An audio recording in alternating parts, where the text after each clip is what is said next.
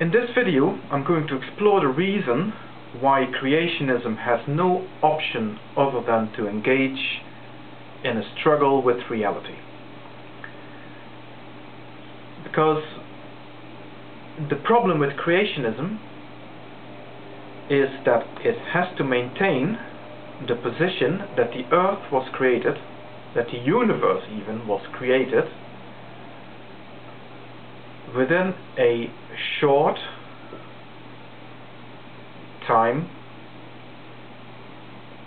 in the past,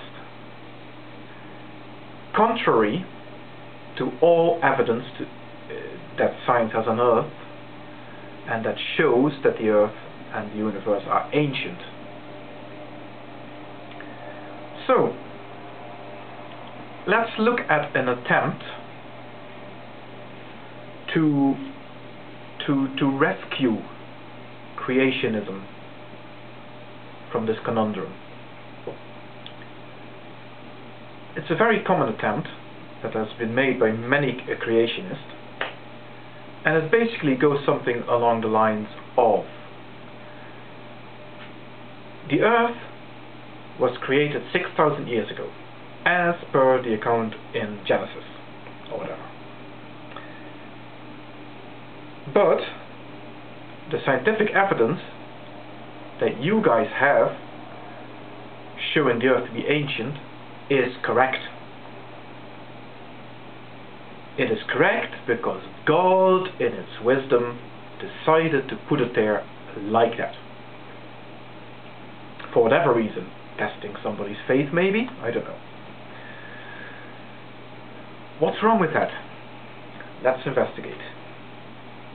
Imagine God creating the earth 6,000 years ago, but essentially as a 5 billion year old planet. In other words, no matter how hard you dig scientifically, you're always going to find evidence that shows the earth to be 5 billion years old.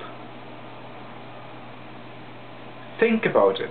How would God achieve that feat?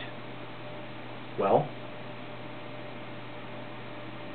there's one thing we need to be very, very aware of, and that is the requirement of seamlessness. Because there's no evidence, no scientific evidence whatsoever to show that the earth is 6,000 years old. So therefore, there must be a seamless transition between the earth on the moment of creation and the earth a second prior to that, or a year prior to that, which would then naturally lead up what the earth would look like 6,000 years ago. So that we won't find this rift in the space-time continuum 6,000 years ago, where things just don't make sense. So we would find, for example, that if we find any evidence of something that existed 6,000 years ago, it would look like it's something that would have been created 6,100 years ago, for example, and then has sat there for 100 years. Again, how would God achieve that feat? Well, basically, what God would have to do is take the earth as he created it 6,000 years ago and extrapolate a history, effectively simulating a history, producing that earth of 6,000 years ago. So he must have created in his mind a simulation of an earth that was created as part of the solar system 5 billion years ago, and that has gone through all the transitions that the earth has gone through in those 5 billion years to arrive at exactly the correct state it was in 6,000 years ago. And then he created it like that. Well, if all that happened, where did it happen? Well, God created everything, so before he created it, there was only God. So this happened within God's mind. Now you have to ask yourself, if you're a believer in God, in an omnipotent, omniscient God, what does it mean that something happened in God's mind? You can't get any more real than that. In other words, the moment you accept that scientific evidence is accurate,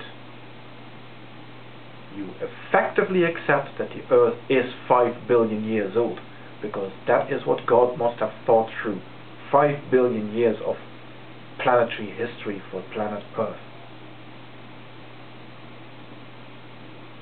And that is the reason why creationists must fight tooth and nail against any scientific evidence.